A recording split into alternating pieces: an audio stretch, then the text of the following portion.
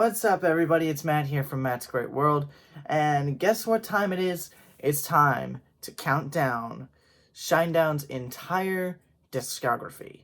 Today, I'm going to be ranking all 7 studio albums of Shinedown's worst to best. So, yeah, that's what's going to be going on today. Make sure to leave a like on this video, subscribe, and leave a comment about your rankings for Shinedown's discography.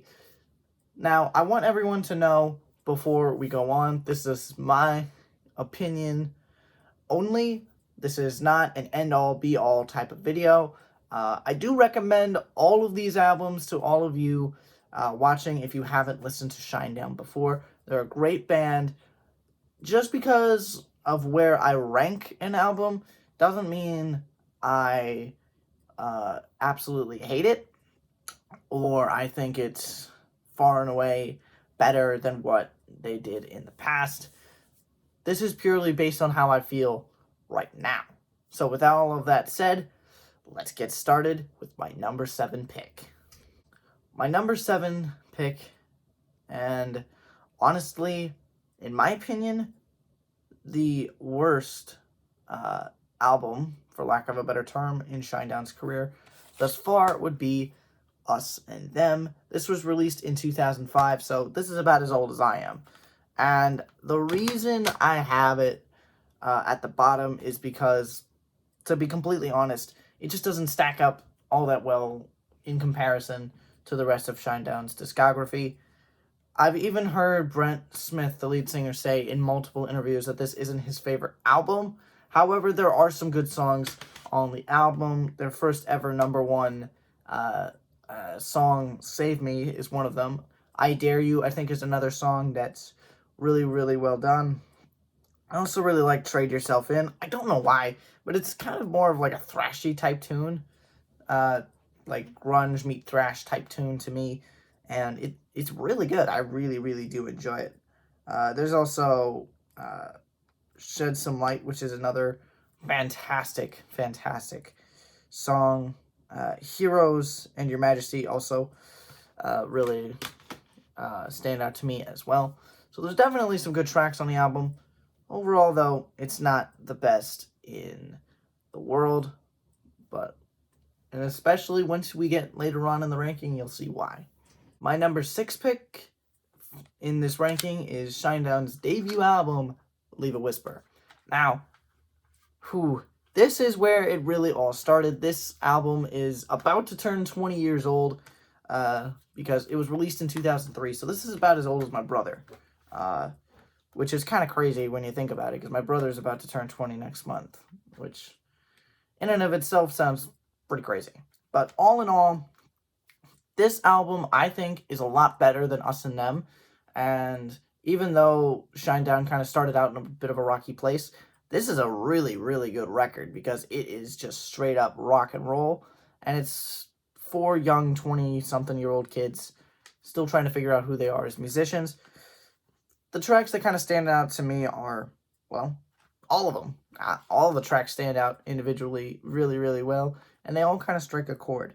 I also really love that they did a cover of Simple Man on this album, which a lot of you may know.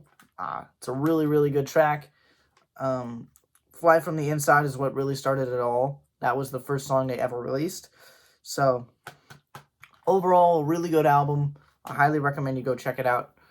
But, again, in comparison with the rest of the discography, it's kind of getting buried. It kind of gets a little bit buried because they just keep getting better and better as their career goes on. For my number 5 pick is their 5th studio album, ironically, Threat to Survival.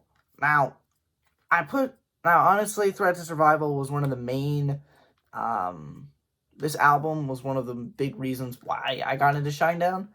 And I do love this album for what it is, and it will always hold a very special place in my heart.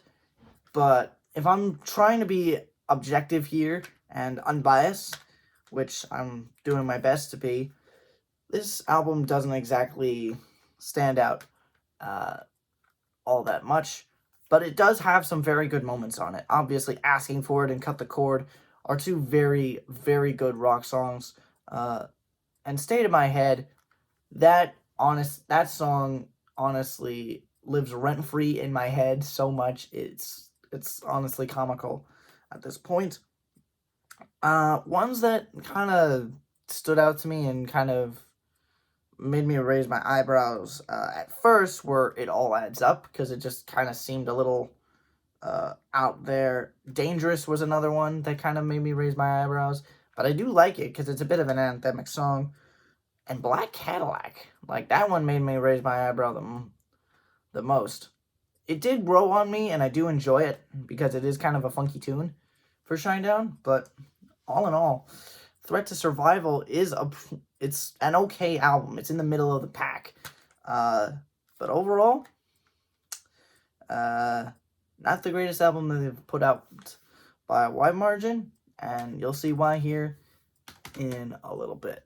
Fourth pick in this discography ranking is Shinedown's sixth studio album, Attention Attention. And yes, I do have the signed copy. I also have an unsigned copy downstairs.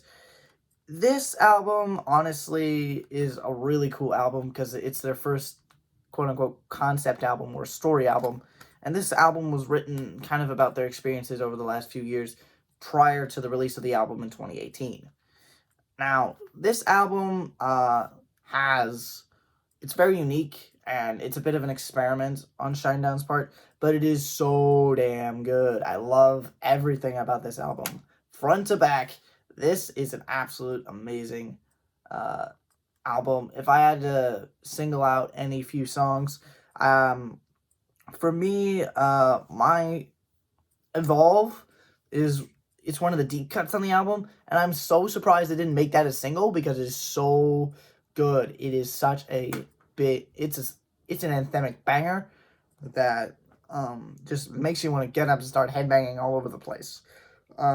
Creatures is just kind of a slower, more electronic tune that just kind of reminds us that we're all just creatures of habit, and it just kind of strikes a different chord with me that it just makes me want to sit back, relax, and enjoy a nice cold cup of water. And then another one I'd have to point out is Special, because that's basically them saying, hey, you're not special and neither am I. We're all, like, those 15 minutes of fame, they're going to be there and gone really dang quick, and it doesn't really mean much. So that's another really good tune. And Brilliant, like, it's the closing track on the album, and typically Shinedown will close their albums with a ballad, but with this album, they ended it with an absolute banger of a song. And the fourth one I have to point out would have to be Devil, the lead single, because, oh my god, what a way to start the hype. And, of course, there's also Get Up, which I'm sure every Shinedown fan knows. And if you don't know what I'm talking about in regards to Get Up, go listen to it, and the song will pretty much explain everything. So, yeah, I love Attention Attention, and it recently went gold. So, there you have it. And Attention Attention is one of the most underrated albums out of their entire discography, in my opinion. And it's their golden child. Third pick in for the discography ranking is Amaryllis. This one came out in 2014 or 2012, actually, now that I think about it. This came out in 2012. So this was the follow-up to their massive breakout album, The Sound of Madness, and you guys are probably going to be surprised at where I put The Sound of Madness.